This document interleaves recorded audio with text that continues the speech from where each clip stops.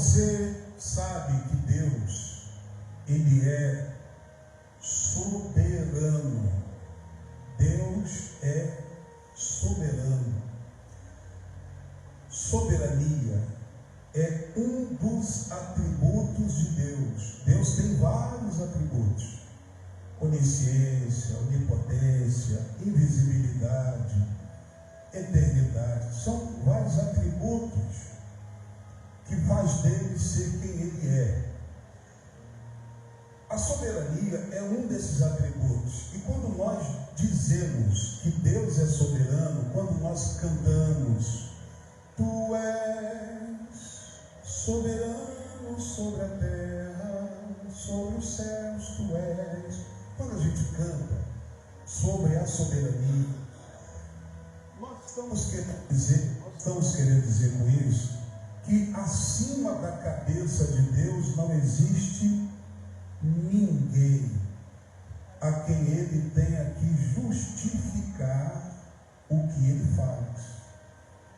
Ninguém pode dizer para Deus: Senhor, olha, está errado isso ou está certo aquilo, porque Ele não deve explicação a ninguém. Só que quando a gente lê a palavra, a Bíblia, porque o que nos interessa aqui não é a opinião do pastor, é o que diz o quê? A palavra. Você vai ver esse Deus soberano agindo de maneira diferente em algumas situações. Por exemplo, vou te dar dois exemplos. O primeiro aqui em Gênesis e o segundo lá em 2 Coríntios. Aqui em Gênesis, Deus está para destruir Sodoma e Gomorra pelas razões que você já conhece.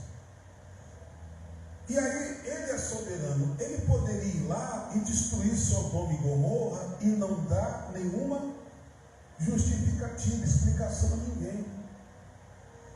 Mas aqui no versículo 17, olha o que a Bíblia diz. Olha o que a Bíblia fala. 18, 17. Disse o Senhor: ocultarei eu a Abraão que eu estou para fazer lá em Sodoma e Gomorra. Eu vou esconder de Abraão. Eu não vou falar com ele, eu não vou comunicar a Abraão que eu estou para fazer em Sodoma e Gomorra, visto que Abraão certamente virá a ser uma grande e poderosa nação, e nele serão benditas todas as nações da terra. O que ele está dizendo? Eu sou soberano, mas eu vou dar uma explicação para Abraão, para que ele entenda o que eu vou fazer em Sodoma e Gomorra. Veja como ele é. Veja como ele é. Aí nós temos aqui no Novo Testamento, não sei se vocês vão conseguir abrir rápido, 2 Coríntios capítulo 12, não sei se vocês vão conseguir abrir rapidamente, mas em 2 Coríntios capítulo 12, segunda carta de Paulo aos Coríntios 12, nós encontramos um outro homem de fé de Deus, tão de Deus quanto Abraão. Nós encontramos Paulo. E Paulo está numa situação complicada, porque o sofrimento bateu a porta da vida do apóstolo. O apóstolo estava com um espinho na carne, com um sofrimento, e ele busca ao Deus soberano para que o Deus soberano lhe dê uma explicação, lhe diga a razão daquele sofrimento. Ele quer entender por que ele está sofrendo. E aí, aqui em 2 Coríntios 12, versículo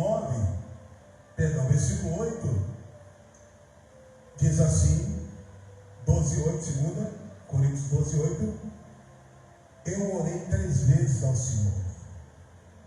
Ele diz: eu orei 3 vezes ao Senhor.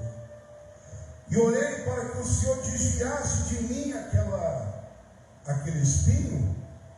Mas o 9 diz: o Senhor me diz: a minha graça te basta, porque o meu poder se aperfeiçoa na fraqueza. A minha graça te basta, porque o meu poder se aperfeiçoa na fraqueza. Essa foi a explicação. Uma explicação resumida do porquê que ele estava dizendo não à oração de Paulo. Aí você volta no Velho Testamento, lá em Jó, capítulo 1, Jó, capítulo 1. A história de Jó vocês também conhecem, sabem que Jó sofreu muito, perdeu filhos, perdeu bens, perdeu a honra, perdeu o prestígio, perdeu a saúde, perdeu tudo. E perdeu tudo sem explicação. Ninguém disse a ele: Jó, olha, eu estou para permitir Satanás entrar e fazer isso, aquilo, outro. Deus não dá explicações a Jó. Como ele deu explicações a Abraão, ele não dá explicação a Jó. E Jó fica perdido no livro dele todinho, perguntando a Deus: Senhor, mas por que isso? Senhor, mas por que aquilo? Tantas perguntas sem respostas. Mas uma coisa a gente aprende com Jó. Capítulo 1, versículo 21. Jó vira e diz assim, 1:21. Jó diz, Jó declara: eu vim a esse mundo sem nada, nu eu saí do ventre da minha mãe. Eu não trouxe nada para esse mundo, e quando eu me for deste mundo, nada levarei, nu tornarei para lá. Foi o Senhor quem me deu tudo, me deu filhos, me deu bens, me deu servos, me deu saúde, e agora sabe-se lá por que o Senhor o tomou. Mas em qualquer condição ou situação, ele diz: bendito seja o nome do Senhor. Louvado seja Deus, ele está dizendo aqui. Amém, gente? Louvado seja Deus. Em tudo isso, Jó não pegou nem atribuiu a Deus falta alguma, mesmo sem ele o quê? Sem ele entender o que estava acontecendo. Você entende? Você está percebendo como é que Deus age, às vezes, com a sua soberania?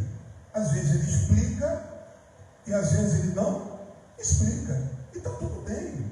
E está tudo bem. Por que, pastor, está tudo bem? Porque ele é soberano.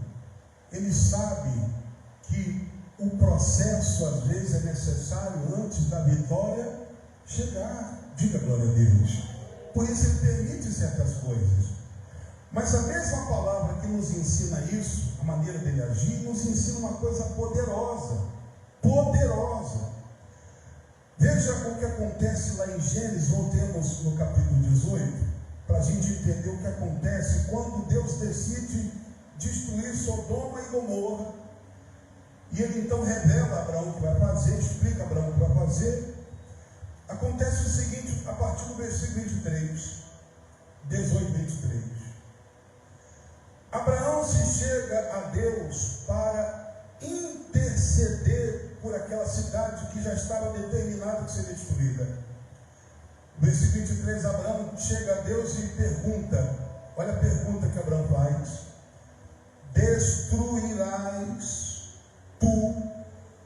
destruirás tu o justo com o ímpio?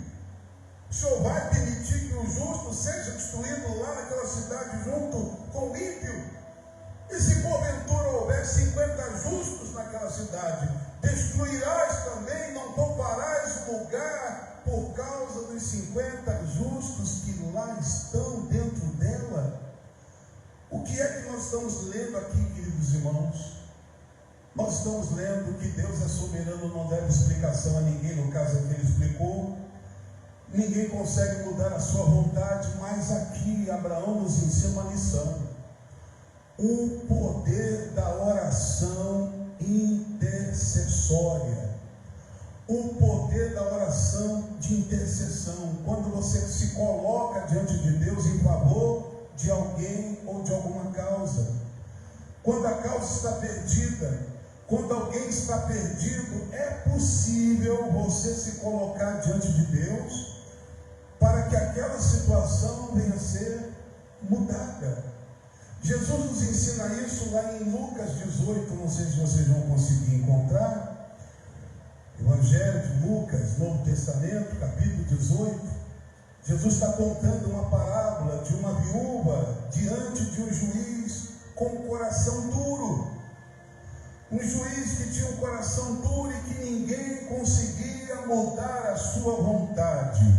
Ninguém conseguia mudar a sua vontade. No capítulo 18, versículo 6, Jesus conclui dizendo o seguinte, 18:6, Lucas 18:6, ouvi, Jesus fala, prestem atenção, ouçam o que o juiz iníquo está dizendo. Prestem bem atenção no que o juiz iníquo está dizendo. E quando a gente vai ver o que o juiz iníquo está dizendo, é o que ele diz no versículo 4, palavras do juiz iníquo, palavras do juiz iníquo. Ele diz, o juiz iníquo, ainda que eu não temo a Deus, ainda que eu não respeite homens nenhum, todavia, como esta viúva me molesta, ela me importuna, ela insiste em pedir, interceder, eu hei de fazer justiça para que não volte mais aqui para me importunar. Aí Jesus fala, ouça o que diz esse juiz. Deus, agora falando de Deus, soberano, bondoso, misericordioso, ele diz, Deus não fará justiça aos seus escolhidos que clamam a Ele de dia e de noite, ainda que pareça tardio, digo-vos que depressa lhes fará justiça. Diga glória a Deus. Ele está dizendo que se o juiz iníquo, por causa da insistência, perseverança, intercessão daquela viúva, mudou de ideia, quanto mais o Senhor Deus, todo-poderoso, maravilhoso, cheio de bondade, Ele é poderoso para mudar pessoas e mudar situações. Se você orar, se você interceder. Pastor, mas Ele não é soberano, Ele não tem ninguém sobre a cabeça dele para que Ele justifique? Sim, nós mostramos isso a você.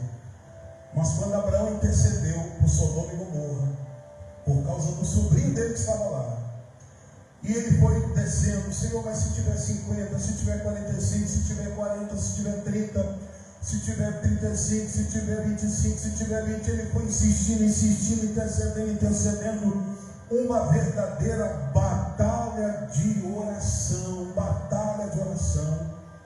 A Bíblia fala que Deus poupou Ló por causa de Abraão. Deus pode fazer o mesmo com a nossa família, diga glória a Deus. Deus pode fazer isso. Eu não acredito, gente, num Deus determinista. Eu não acredito num Deus determinista. Está determinado tal coisa, não, eu não acredito. Eu acredito que tudo pode mudar. Eu acredito num Deus da segunda chance, da terceira chance, da quarta chance, da quinta chance, da 10ª chance. Foi assim com o filho pródigo, que recebeu uma segunda chance. Foi assim com Ló, que recebeu uma segunda chance. Assim também será com a tua vida, comigo, com você, com a nossa família. A gente precisa insistir, porque Deus é maravilhoso. Por isso, para enterrar, não esmoreça as suas mãos. Ore, insista, persevere, porque Deus é fiel. Glória a Deus. Glorifica Ele com as suas palmas.